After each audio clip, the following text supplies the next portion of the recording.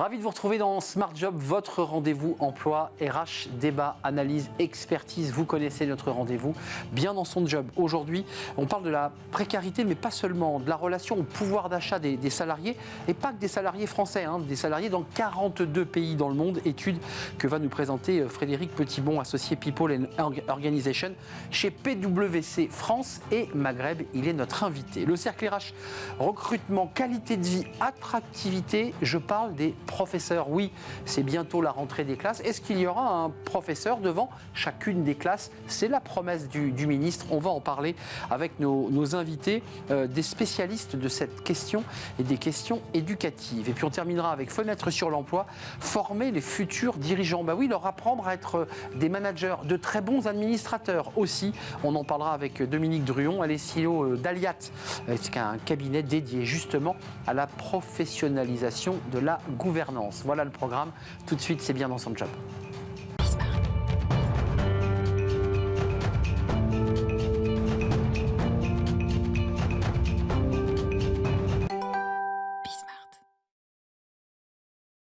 Bien dans son job, on va s'intéresser à la précarité dans le travail, de la relation des salariés à leur pouvoir d'achat.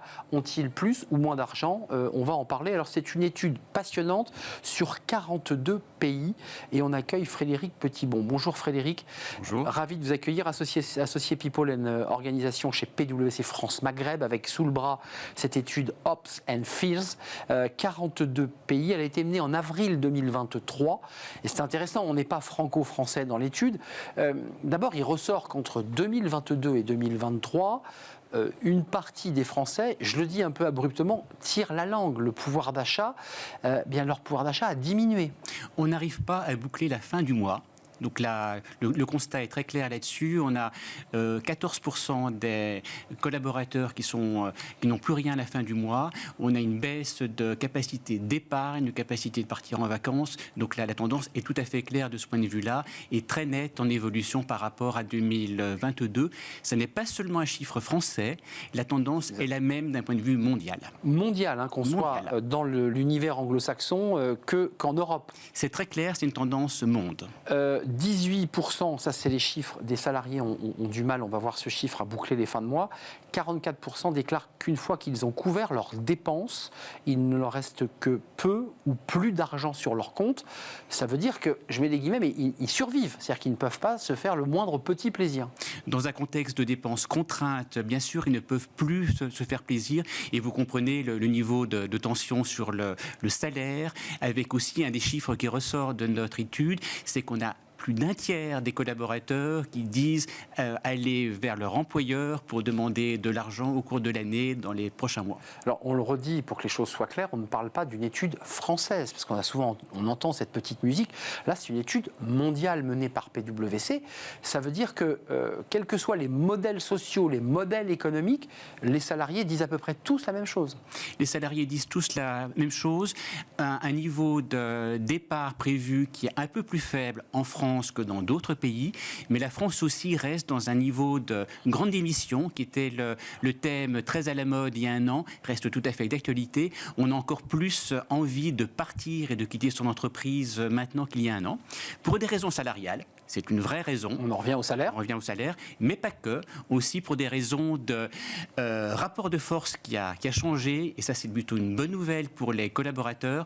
Je peux partir si je me plais pas, si mon management ne répond pas à mes attentes. Parce que de l'autre côté de la rue, je peux retrouver quelque chose. Parce que de l'autre côté de la rue, je peux trouver quelque chose. A fortiori si je suis jeune, a fortiori si je suis dans les métiers techno, mais je peux vraiment trouver quelque chose de l'autre côté de la rue.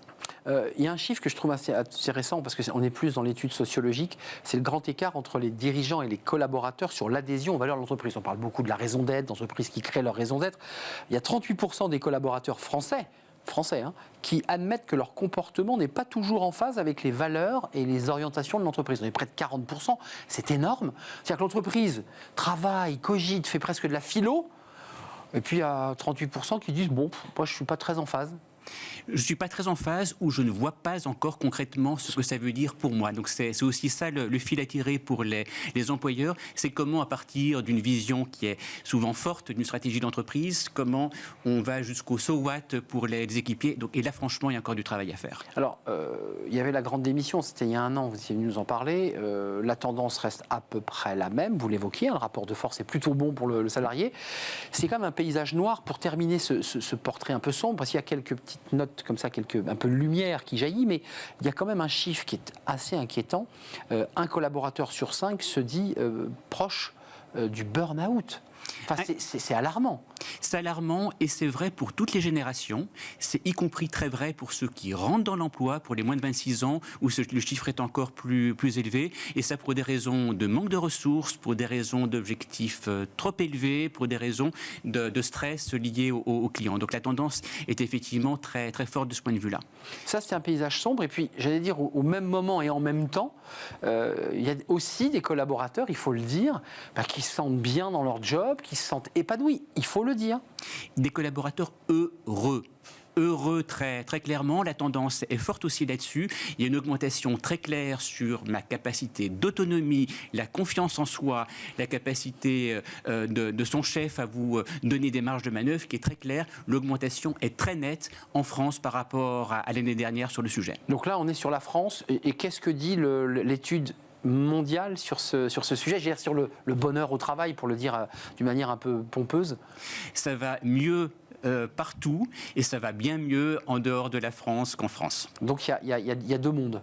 Il y a un monde français qui reste plus dépressif que le reste du monde. C'est très étrange, comment vous l'expliquez? On a une attente vis-à-vis du travail qui est considérable, on investit dans le travail de manière très forte, ça donne du sens et on attend que son travail vous réalise, vous permette de faire des chefs-d'œuvre, vous permette d'être épanoui avec un niveau d'attente qui est probablement supérieur à la fois à ce que le monde du travail permet de fournir et supérieur à ce qu'on trouve dans d'autres pays où le rapport est plus transactionnel. Les Français ont trop d'attentes. Pas assez de recul par rapport à leur travail, c'est un peu cela. Et c'est merveilleux bien sûr parce que ça leur permet de donner beaucoup dans leur travail, oui. Mais ça génère ce niveau d'attente et de frustration. Étude passionnante, Hopes and Fears, à découvrir sur le site de PwC France et Maghreb, 42 pays avec évidemment des focus et des chiffres qui varient sur certains items en fonction des pays. Merci Frédéric Petitbon de nous avoir rendu visite, associé People and Organization, PwC France et Maghreb. Je l'ai bien dit cette fois-ci, c'est un vrai plaisir de vous accueillir. Merci de votre accueil. On tourne une page. Le cercle RH, c'est bientôt la rentrée des classes, évidemment pour les élèves, mais aussi pour les professeurs. Est-ce qu'il y aura un professeur devant chaque classe? La promesse de l'ancien ministre de l'Éducation, portée par le nouveau ministre de l'Éducation, qui a fait quelques annonces retentissantes ces derniers jours. Que se passe-t-il? Crise des vocations, problème de salaire. On en parle avec nos invités juste après cette courte pause.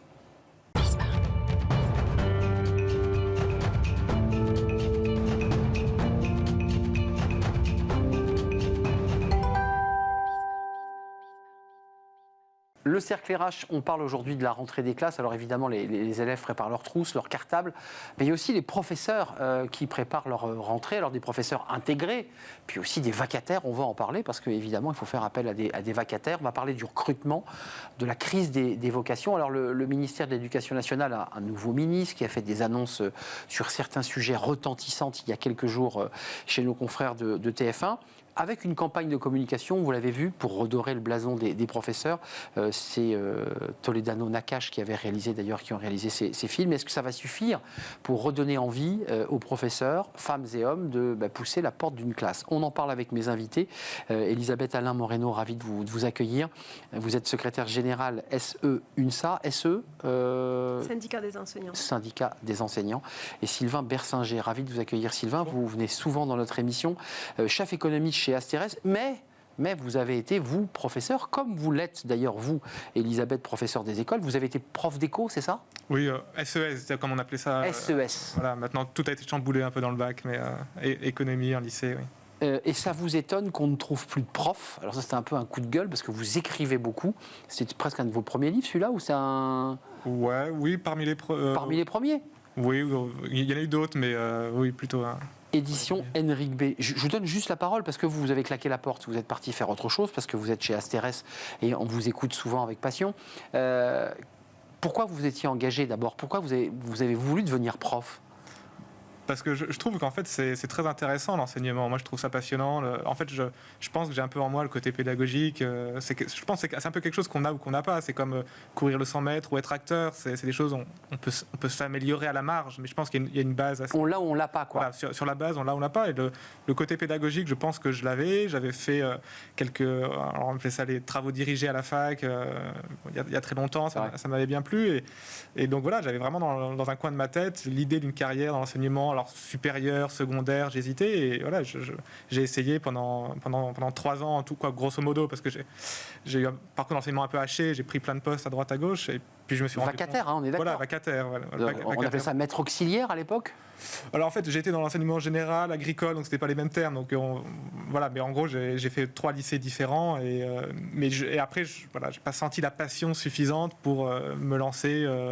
Et justement, et je vais donner la parole à Elisabeth, mais qu'est-ce qui a tué votre vocation? Parce que c'est vrai que vous nous le dites et vous le dites dans ce livre, on arrive avec plein d'énergie. J'ai été prof aussi, et j'ai eu des classes devant moi, donc il y a une forme de théâtralisation, on est devant une classe, on a envie aussi un peu de briller, on a envie de dire des choses, et puis on déchante. J'ai aussi déchanté. Qu'est-ce qui a tué votre vocation? Je pense que c'est la perspective de passer 30, 35, 40 ans de vie professionnelle en fait, sans avoir beaucoup de capacité d'évolution. Et je pense que c'est un vrai problème, c'est-à-dire qu'on a 25 ans, 23 ans, enfin on sort un peu de son master ou autre, et on se dit, voilà, je me lance dans l'éducation, mais jusqu'à la retraite, donc maintenant jusqu'à 64 ans, en fait, il y a globalement peu. Alors on peut changer, on peut devenir CPE, on peut être mis en disponibilité, il y a des possibilités, mais qui sont...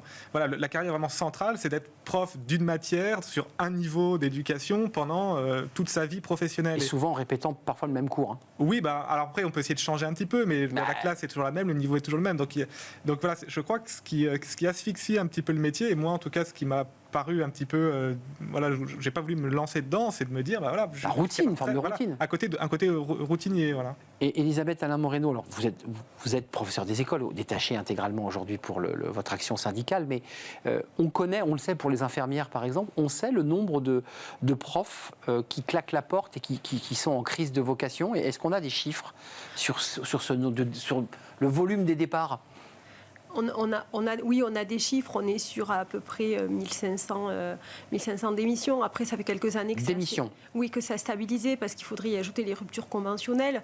Mais ça, ce sont des chiffres qu'on avait avant dans le bilan social et maintenant dans une nouvelle base de données qui est plus copieuse et qu'on appelle le RSU. Et justement, on a toujours demandé à notre employeur d'avoir davantage de données parce que on ne sait pas vraiment comment sont les remontées, si elles sont complètes ou pas, alors qu'on aurait besoin justement pour mieux analyser l'évolution des professionnels, mieux comprendre les raisons de leur départ, à l'âge à laquelle on part, la raison pour laquelle on part, parce que ça permettrait aussi de mieux pointer les causes et de mieux travailler sur les causes. Clairement.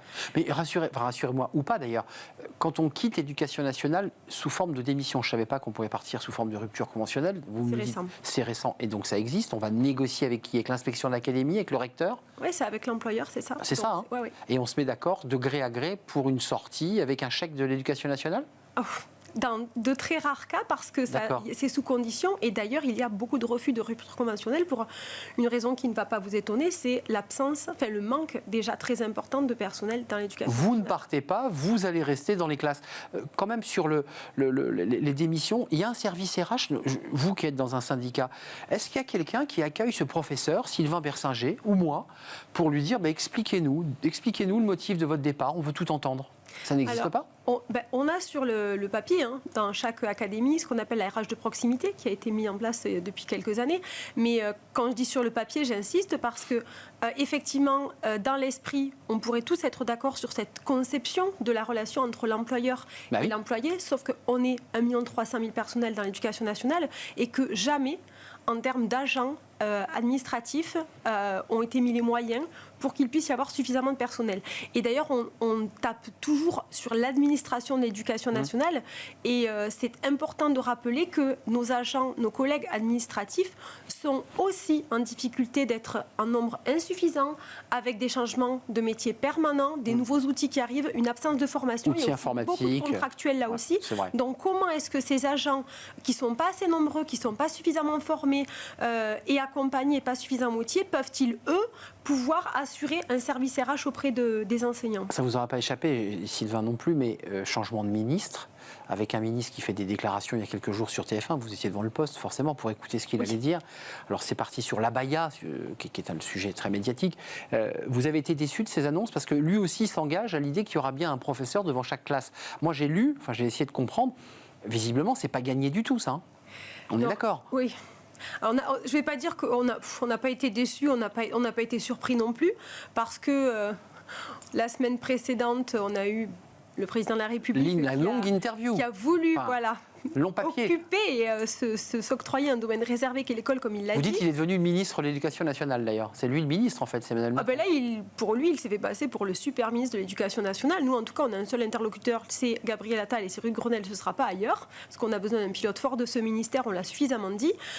Par contre, rien de très surprenant dans ces annonces, puisqu'il y a des choses qui avaient déjà été annoncées, soit la semaine précédente par le président, soit la veille par Gabriel Attal lui-même sur TF1. Et en plus, on est sur une poursuite d'une feuille de route qu'on ne connaît que trop et avec laquelle on est plutôt en désaccord. Juste un mot, parce qu'il y a le débat politique et les bras de fer avec les syndicats, ça c'est le dialogue social au sein de l'institution, puis il y a le débat des salaires. Quand vous avez claqué la porte, est-ce que le salaire était un élément dans votre choix de départ? Parce que c'est vrai que quand on regarde la grille des salaires en démarrage, je dis bien en démarrage, il suffit d'habiter dans une grande métropole ou à Paris, on a du mal à trouver un logement quand même. Hein. Alors, à titre personnel, c'était pas le sujet principal. Moi, j'ai fait des études en éco-finance et je suis allé enseigner en lycée. Donc, je savais clairement que je prenais pas la voie la plus rémunératrice. J'ai des copains de fac qui sont partis en salle de marché à Londres ou à Singapour. Je sais très bien que c'était pas du tout les mêmes salaires. Donc, à titre personnel, donc il y avait une vraie vocation qui vous habitait. Je me fais pas d'illusions. Je pense que les salaires sont importants. Clairement, s'il y avait plus de moyens, ça arrangerait les choses. Mais je pense que c'est pas l'élément clé. Je pense qu'on ne se lance pas dans l'éducation pour le salaire et on n'en part pas avant tout pour le salaire. C'est un élément. Il y a les questions des revalorisations par rapport à l'inflation, etc. Mais je pense que ce n'est pas l'élément clé. Je pense que s'il y a des moyens à mettre pour essayer de fidéliser, de recruter les profs, c'est plus sur les conditions de travail, l'administration dont vous parlez, la taille des classes. Je pense que ce n'est pas l'élément déclencheur, en tout cas.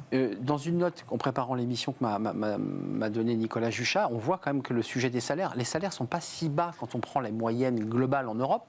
Les profs français ne sont pas aussi mal lotis que parfois on l'entend. En fait, c'est vrai que j'ai fait cette note. Je crois qu'il y a une... Je ne sais pas vous l'attribuer, mais... Non, mais c'est une note d'astérisque que j'ai faite. Il y a un écart, selon, quand on compare avec l'OCDE, donc l'ensemble des pays développés, européens, et puis nord-américains, Océanie, etc., si on regarde les salaires statutaires, il y a effectivement un écart assez important, à peu près de 10%. Mais si on prend les salaires effectivement versés avec prime, l'écart il est à peu près de 2%. Donc les primes compensent. En grande partie, oui. Donc il y a toujours un petit écart, alors qui peut s'expliquer aussi par des écarts de salaire globaux, mais voilà.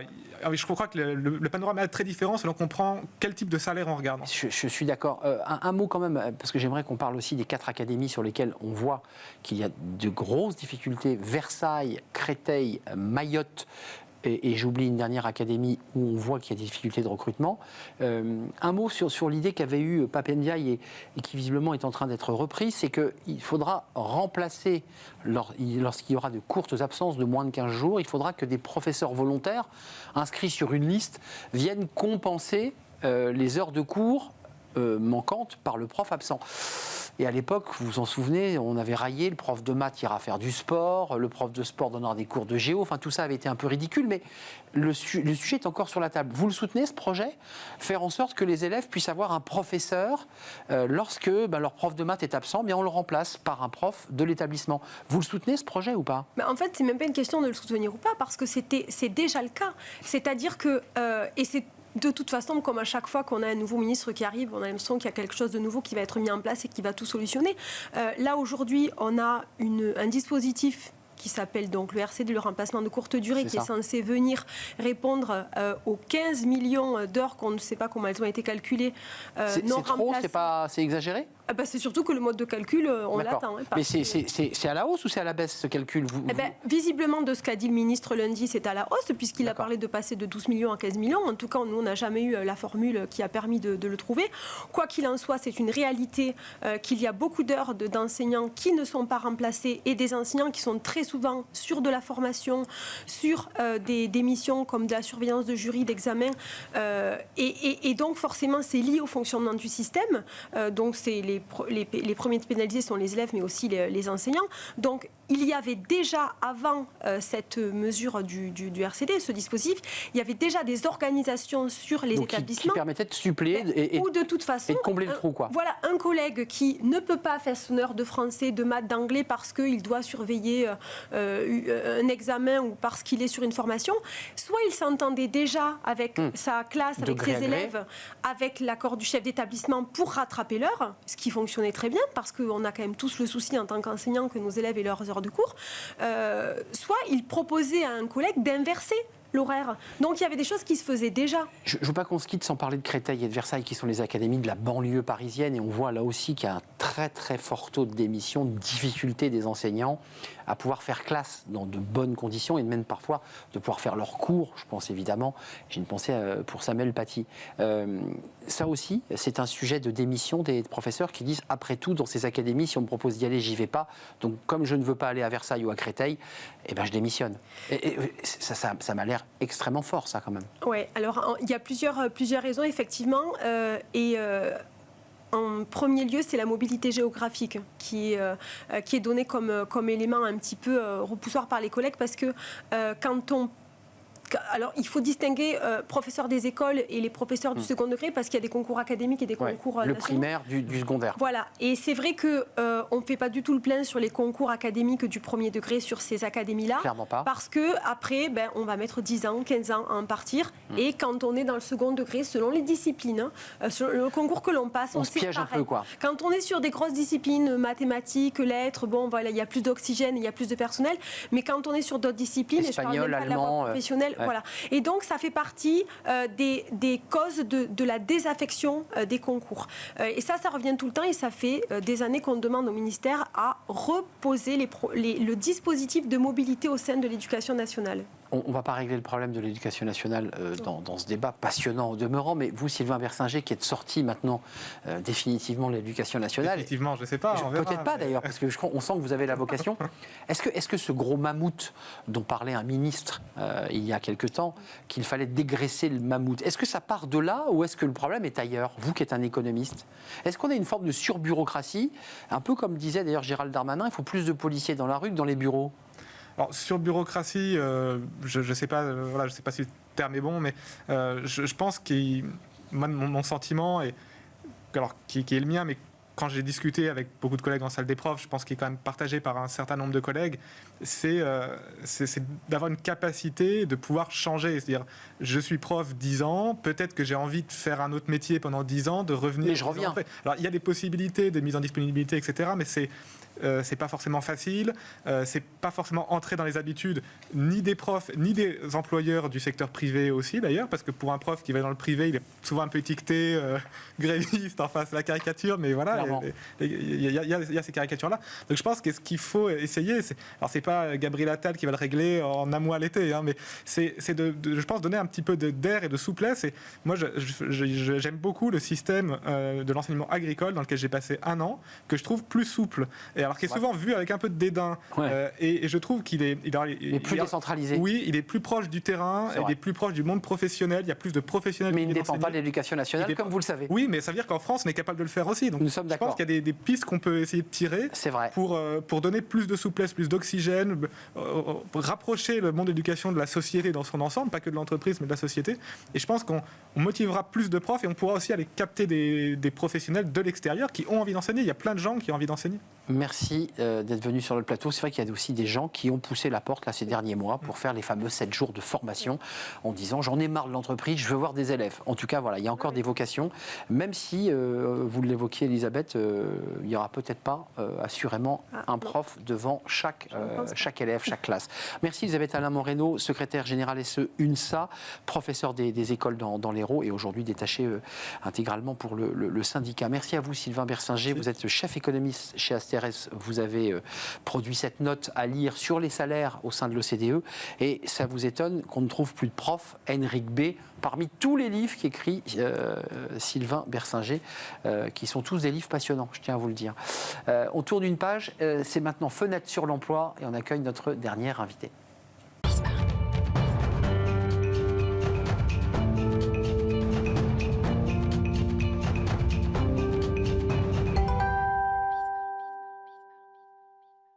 Fenêtre sur l'emploi pour parler de l'accompagnement des administrateurs, la gouvernance des entreprises, les former. Et on en parle avec Dominique Druon. Bonjour Dominique. Bonjour Arnaud. Ravi de vous accueillir. Vous êtes la CEO fondatrice de Aliat. Aliat. On met bien le T, hein. Oui. Aliat, qui est un cabinet justement dédié à la professionnalisation de la gouvernance. Un petit mot sur la structure, parce que Calliope, CPF, ça veut dire que vous êtes aujourd'hui à même de pouvoir donner une formation de qualité à qui? Aux administrateurs, c'est votre cible? Alors, tout à fait. C'est Calliope. Tous nos dispositifs de formation sont de qualité, pérennes.